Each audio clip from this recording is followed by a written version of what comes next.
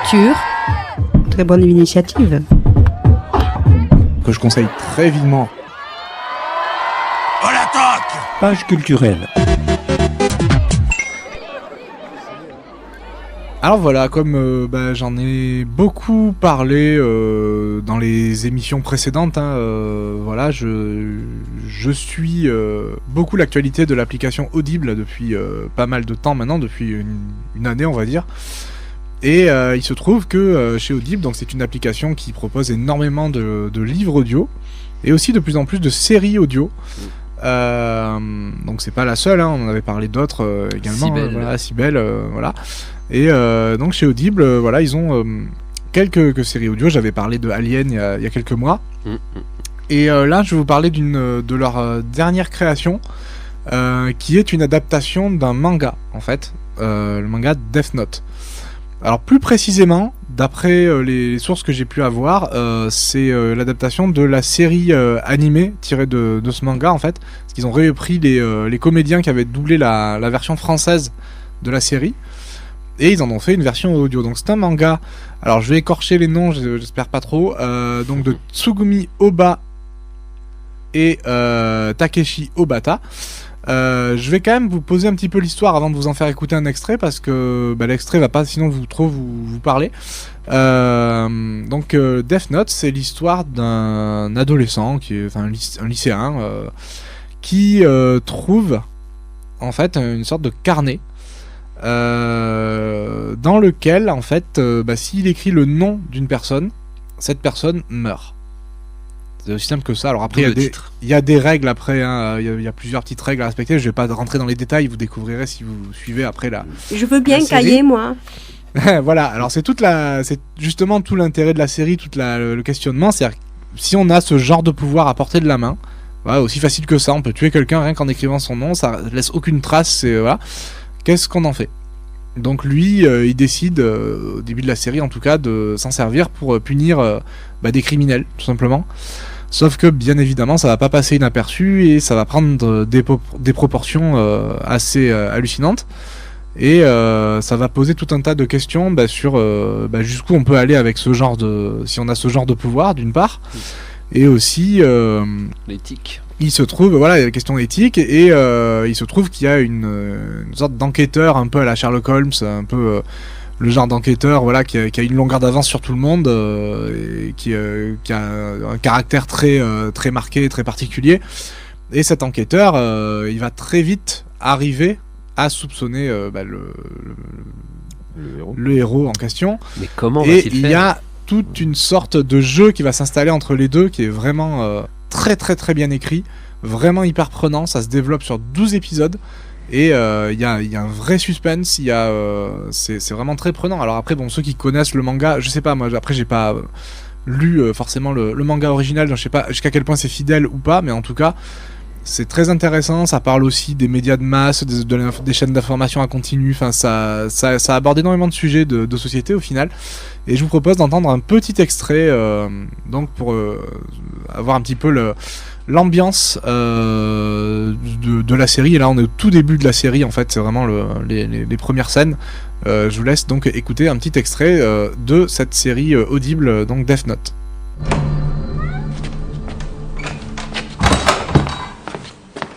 Light, c'est toi, chérie ? Je suis rentré. Tu as quelque chose pour moi ? Tiens. Voyons voir. Oh, Light, tu as encore terminé premier. Ouais. Ces examens blancs sont les mêmes au niveau national. Tu vas réussir ces tests haut la main. Mon fils à l'université. Light ? Je dois continuer à étudier, maman. Encore assez frais. Malheur au dernier. Revenons à l'actualité. Et nous nous rendons à nouveau à l'école de Shinjuku, où le chômeur et vagabond Kuro Otoharada a tué ou blessé 6 personnes complètement au hasard hier. La confrontation menaçait déjà de se poursuivre une deuxième nuit, lorsque la police a pris d'assaut le bâtiment il y a quelques instants. Nous retrouvons maintenant en direct notre reporter Noriko Takei. Noriko ? Merci Mitch. Il y a 10 minutes, les forces spéciales de la police sont entrées dans le bâtiment, mais en sont ressorties les mains vides. Détective Matsuda ! Monsieur Matsuda ! Pas de caméra. Merci. Pourquoi avez-vous à nouveau annulé l'ambulance? Nous donnerons bientôt une conférence de presse. Le tireur s'est-il livré à la police? Non. Non, il est mort. Pourriez-vous répéter, s'il vous plaît? Il a apparemment fait une crise cardiaque. L'engagement de la police était-il proportionné?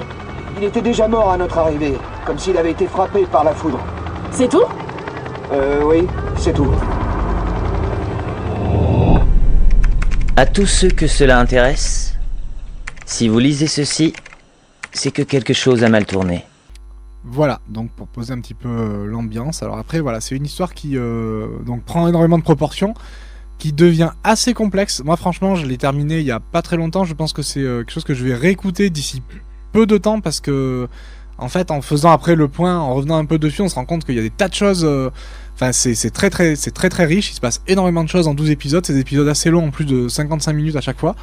Donc, il y a vraiment, je pense, matière à réécouter et, en connaissant la fin en plus, en arrivant après en revenant en arrière, ça peut être assez intéressant d'avoir une deuxième lecture en fait. Voilà. Donc, je conseille vivement cette série audio qui est vraiment prenante si vous aimez un petit peu le genre à la fois polar et aussi fantastique du coup parce qu'il y a vraiment un mélange des deux dès le départ. Moi ça m'a bien donné envie. Moi. En fait ça ressemble quand même à la bande sonore d'un film tout simplement. Ah mais complètement, on a l'impression d'écouter un film ou une série télé. Voilà, c'est un peu comme Alien aussi, oui, dont tout tu à parlais fait, la dernière fois, c'est pareil. Ouais. Hein, donc en plus vous aurez l'avantage de voir comment on peut suivre une série sans la voir. C'est voilà. Ça. La différence étant que là, c'est fait pour être suivi sans être vu. Donc, après, si vous essayez de faire l'expérience, une personne voyante par exemple, essayez de faire l'expérience de regarder une série télé sans images et sans description, vous allez, au bout de 10 minutes, vous allez être paumé. Oui. Alors que là, c'est fait pour. Les dialogues sont écrits de manière à ce que, justement, on n'ait pas besoin d'images. Ça soit suivable, ou alors, si il y a une scène où on comprend pas ce qui se passe, c'est volontaire. C'est fait exprès, ça veut dire qu'on comprendra plus tard et que voilà. Mais effectivement, ça peut donner déjà une idée un petit peu de ce que pourrait être, voilà, ce que pouvaient être les séries radio il y a des années de ça. Hein. C'est un peu ça qui est en train de revenir à la mode, finalement, sous un autre support, quoi. Donc, là, on est plus sur du film audio. Hein. Oui, on est plus là-dessus. Ouais. Il y avait de très belles séries dans le temps à la radio, avant que la télé ne se développe et tout ça. Je peux vous en parler. Par exemple, quelque chose qui s'appelait Les Maîtres du Mystère, qui était quelque chose de policier de très populaire. J'en ai entendu quelques-uns, effectivement, de ça. Ouais. C'était assez bien fait, ouais. Bien, je vais laisser la parole, du coup, maintenant à Guénaël. On va rester dans la culture, on va parler de films, maintenant, c'est bien ça? Tout à fait, oui. Oui, on va parler de films, d'un film... qui traite d'un handicap bien particulier. On n'en parle pas souvent, il a tendance au fur et à mesure des années de passer un petit peu aux oubliettes. Je veux parler de cette grande communauté, parce qu'ils sont quand même nombreux dans ce cas-là, de la communauté sourde. Et donc je vous présente maintenant le film J'avancerai vers toi avec les yeux d'un sourd. Il n'y a pas de jingle, c'est ça? Non, on est toujours dans la culture. D'accord. C'est le bug. Ouais, c'est le bug des jingles aujourd'hui. Merci Ambroise. De rien. Un gage. Contagieux apparemment. Donc ce film est sorti en janvier 2016. Il est quand même relativement récent. Il a été réalisé par Laetitia Carton. Laetitia Carton qui a réalisé ce film d'après une idée d'un ami sourd. Qui est décédé, Vincent Carias. L'idée du film était de tous les deux au départ et il se trouve que après son décès, elle a voulu continuer, pour lui rendre hommage, continuer le projet de réalisation de ce film, dont le tournage quand même a duré quasiment 10 ans quand même. Hein. Donc voilà, elle a pris vraiment le temps pour les plans, pour croiser les gens. Donc ce film est adressé à son ami, Vincent. Qui lui-même était sourd, il l'avait initié à sa langue, à sa culture et à son monde. Au départ, Laetitia est valide, qu'on soit bien d'accord, ok. Et en partant à la rencontre des amis de Vincent, elle va suivre le fil de sa vie jusqu'à sa mort. Concernant Vincent, ça a été une éducation oraliste imposée. Quand on parle d'oralisation, il y a la langue des signes d'un côté et l'oralisation de l'autre. Essayer de sortir des sons avec les cordes vocales, pouvoir parler, une éducation orale pour pouvoir parler normalement. Et là, pour sa en ce qui le concerne, ça a été imposé. Il y a eu le refus familial de la différence, la découverte tardive de la langue des signes après coup, et du monde sourd de manière générale. Et à travers la vie de Vincent, qui est une histoire totalement singulière, mais qui est aussi celle de milliers d'autres sourds finalement, elle remonte aux racines du mal-être des sourds, entre autres l'interdiction de la langue des signes pendant plus d'un siècle, il faut le savoir au niveau historique, la difficulté à pouvoir grandir avec cette langue, et encore aujourd'hui, et la souffrance qui en résulte, qui est faite, elle, d'isolement, de déni et d'incompréhension de manière générale. Et en parallèle, elle lui raconte à travers ce film son trajet au pays des sourds depuis sa disparition. Et au fil du film, c'est toute la richesse de ce monde qui est inconnu et fascinant pour la plupart d'entre nous, qu'elle veut faire partager, celle d'un peuple que la langue des signes façonne et qui agit et lutte pour défendre sa langue, sa culture et sa différence. C'est un film poignant. C'est à coup de tranches de vie, on suit la vie d'une famille avec des parents sourds, Les enfants, eux, sont complètement valides. Ils vivent comme n'importe lequel d'entre nous. C'est vraiment poignant. On va suivre aussi un pèlerinage de sourds, parce qu'on les entend pas forcément, mais ils ont tellement de choses à dire, ils ont tellement de revendications aussi à leur niveau, au niveau des difficultés dues à ce handicap. Et évidemment, c'est une communauté, c'est très très compliqué pour eux de se faire entendre, ni plus ni moins. C'est vrai qu'on devrait, de manière générale, que ce soit les pouvoirs publics ou même les associations et ce qui s'en suit, remettre en avant un petit peu toutes leurs demandes. Voilà, je recommande vraiment ce film à tout le monde, à toute personne désireuse de connaître un peu plus en détail ce que peut être le handicap, son handicap, d'avoir son handicap, d'être sourd tout simplement, dans la vie de tous les jours de ce tas de gens qu'on voit au travers du film. Voilà, vraiment je le recommande à tout le monde, même si on n'y connaît rien du tout, et que voilà, justement ça permet de sensibiliser le plus grand nombre à ce handicap.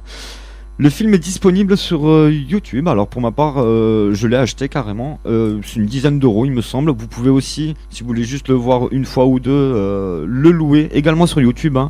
On est sur autour de 3-4 euros. Vous avez le film à disposition pendant 48 heures. Voilà, je le recommande au plus grand nombre de personnes. Et ben, merci beaucoup pour cette petite présentation. Effectivement, ça a l'air très intéressant.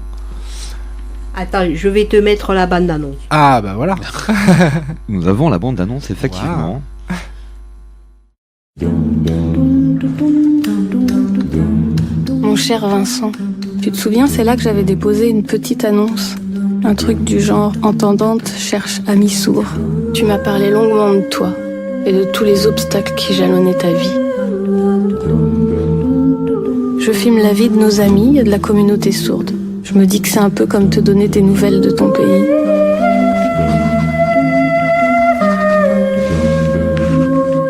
Patrick et ses amis marchent depuis 9 jours. Milan, c'est tout un symbole pour vous. C'est là-bas qu'en 1880 a eu lieu un congrès. Ce jour-là, des entendants de toute l'Europe se sont réunis et ont décrété que la méthode orale pure devait être préférée à la langue des signes. Tu te demandes pas aujourd'hui si tu aurais préféré apprendre la langue des signes? Ah non, c'est pas passé, moi. Je peux pas parce que quand tu es petit, j'ai pas habitué.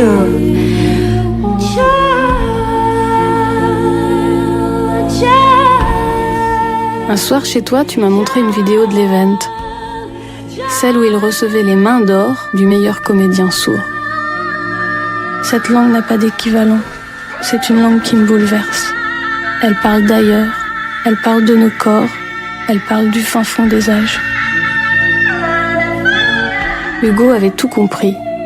Il a écrit « Qu'importe la surdité de l'oreille quand l'esprit entend. La seule surdité, la surdité incurable, c'est celle de l'intelligence. »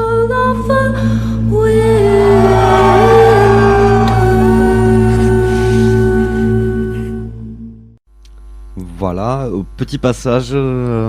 C'est très poétique. C'est très, c'est très poétique. Ça a été écrit d'ailleurs. C'est super, franchement j'adore. Entre autres, l'écriture a été gérée par un comédien sourd qui s'appelle Levent Bescartes. J'espère que je n'écorche pas non plus qui est un poète sourd. Tout simplement, ils ont travaillé ensemble. La bande originale est signée de la chanteuse Camille, pour ceux qui connaissent. Voilà. Maintenant que tu me le dis, tu vois. Qui reprend la chanson Winter Child. Ah bah voilà. Voilà, de l'album Music Hall, pour avoir voilà, pour toutes les références. Non, ce film est complètement bouleversant et en gros il y a cette fameuse mise en scène qu'ils appellent le chant-signe, donc c'est du chant en langue des signes. C'est super intéressant, je savais même pas que ça existait avant d'avoir vu le film. Voilà, tout comme il y a des scènes où on voit des sourds danser. Voilà, danser comme vous allez en boîte ou dans un bar faire la fête avec les amis, pareil, ça danse, voilà, ça fait la fête, c'est vraiment c'est super poignant, vraiment à voir Cette absolument. récompense des mains d'or pour le meilleur comédien, je trouve ça génial. Oui, ça existe vraiment ça ? Ça existe vraiment, oui, tout à fait, et on y assiste en fait. Il y a un plan dans le film qui le montre clairement, tout comme ce pèlerinage vers Milan de cette communauté sourde là dont je parlais tout à l'heure juste avant la bande-annonce. Il y a voilà, c'est des tranches de vie un peu de tout le monde. C'est tous des amis au départ de Vincent Carias qui est décédé quelques années après avoir eu l'idée de faire ce film. Voilà. Et à voir absolument, vraiment c'est super. Moi je voulais préciser que la langue, effectivement, on parle de langue parce que c'est une syntaxe, la syntaxe, même la grammaire, elle n'est pas du tout la même que le français en fait. Et on parle bien de langue des signes français. Oui. Voilà, parce que les signes, quoi, chaque pays en fait, par sa culture et tout ça. À sa propre langue des signes. Sa propre langue des signes. Voilà, c'était une petite précision que je voulais faire pour ceux qui ne savent pas.